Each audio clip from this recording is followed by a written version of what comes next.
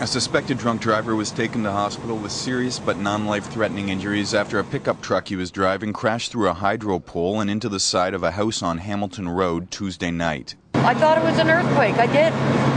All I heard was a great big friggin' bang. All the lights went out, my house was shaking, literally just shaking.